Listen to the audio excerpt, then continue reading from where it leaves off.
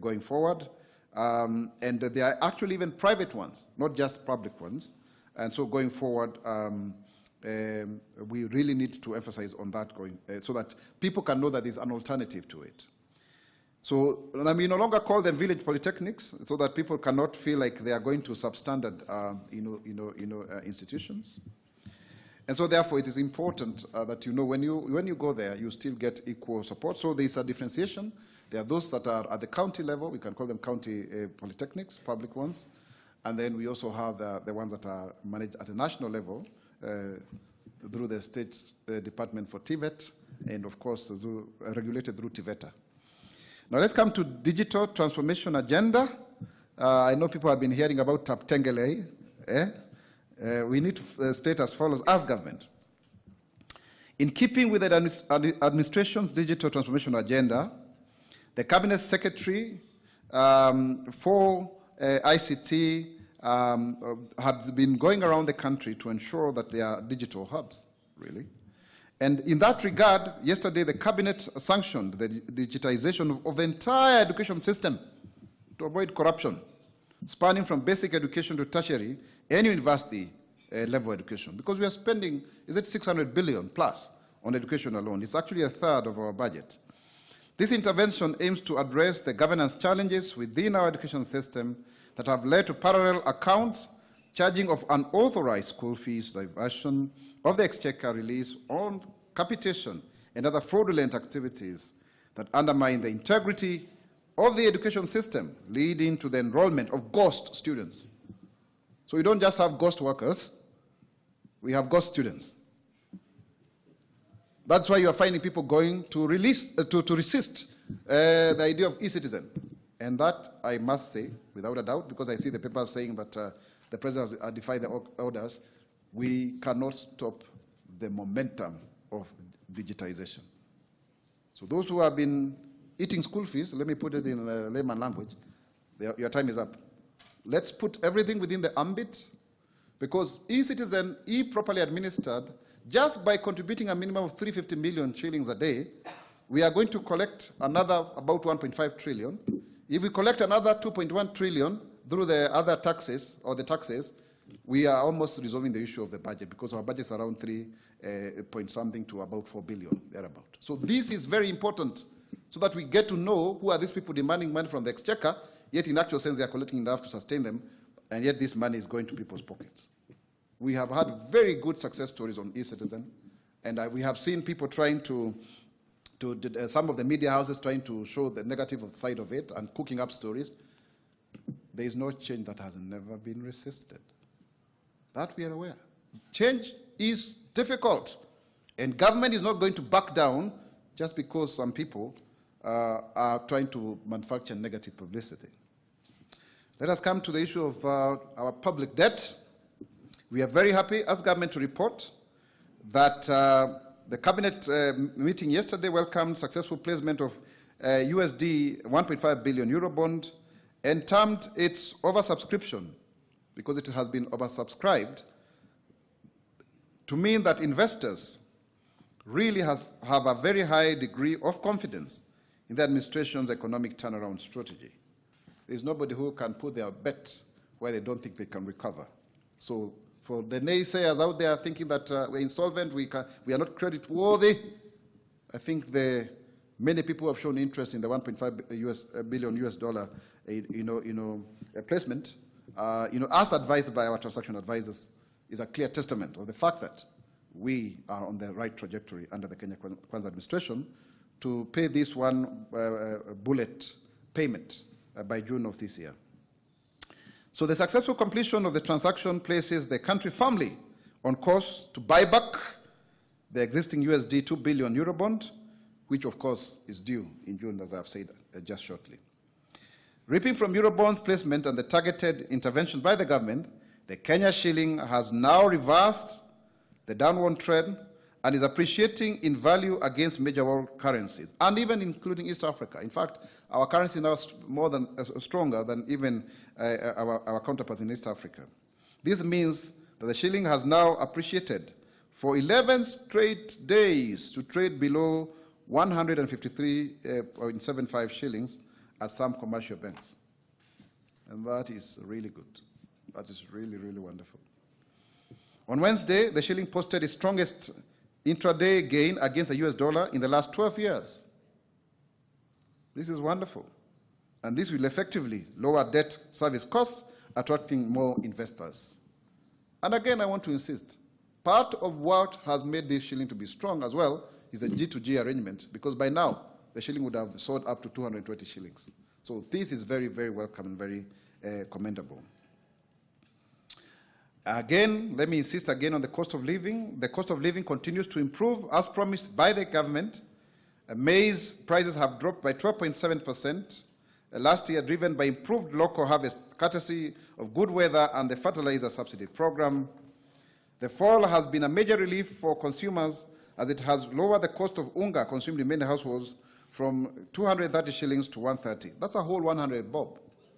And of course, the electricity tariffs are expected to drop by 3.44 shillings per unit, and fuel has also gone down, even if by a shilling in the latest pump prices. It's important because IPRA has just reviewed their costings. So we are working hard against very tough economic times, but we believe that we are going to do it because this is our great country. It's a country that is full of oomph, pomp. It's a country that has got a great future.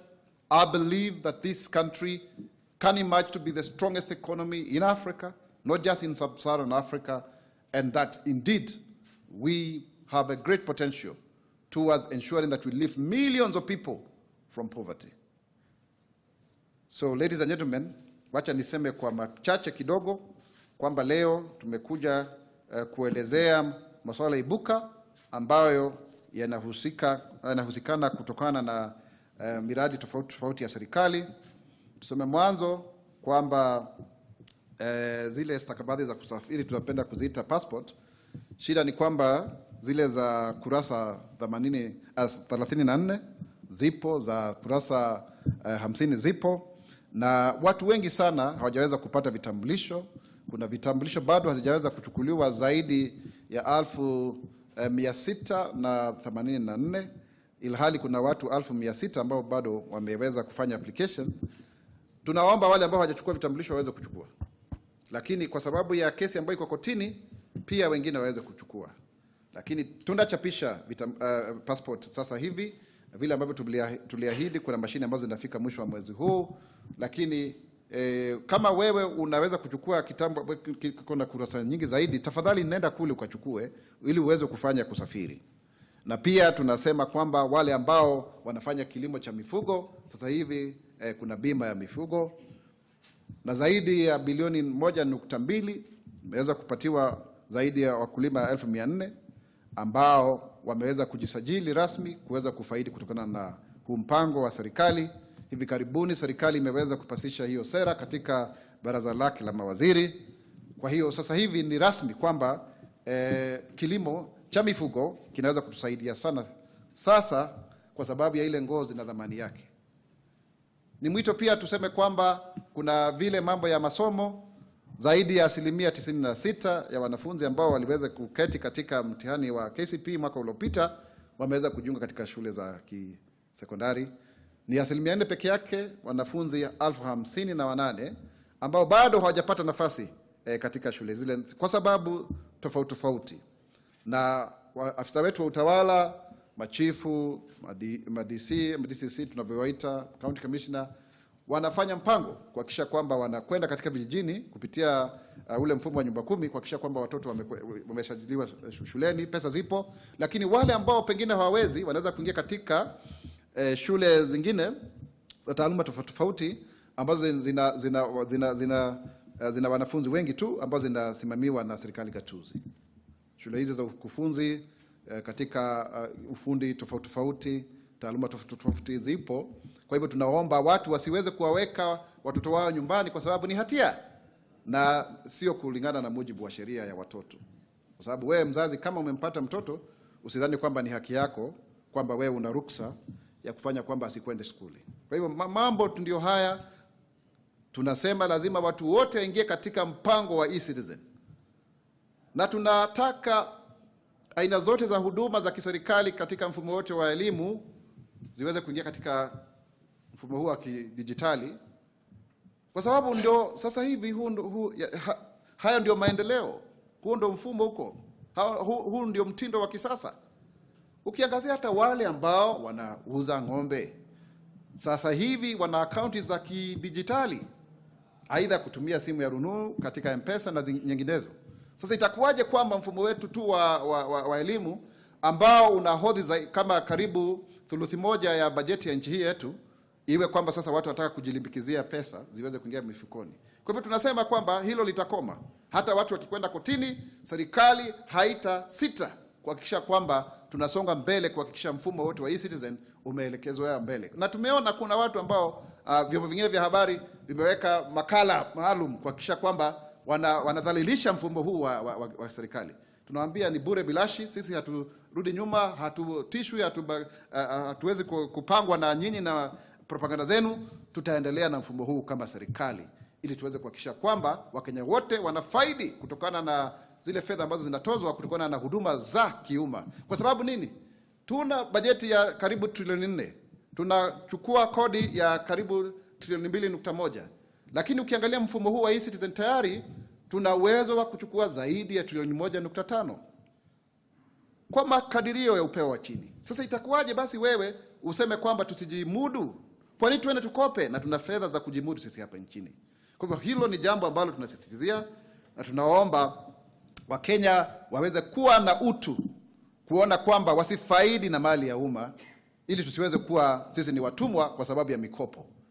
Mimi naamini Kenya ni nchi nzuri, ni nchi ambayo ina rutuba, ina watu ambao wanajizatiti kabisa kufanya maendeleo, watu ambao ni watanashati, watu ambao wana nguvu, watu ambao wana ari ya kuishi, na lazima tusisitizie kwamba hiyo ndio nguzo zaidi na muhimu zaidi ya nchi hii yetu ya Kenya. Na tukiwa na umoja na utangamano huo, Kenya itasimama, Kenya itainuka, Kenya itanawiri kwa umoja na uzalendo. Mimi ni mzalendo. Je, wewe? Asante sana. Nafikiri tunaweza kuchukua maswali.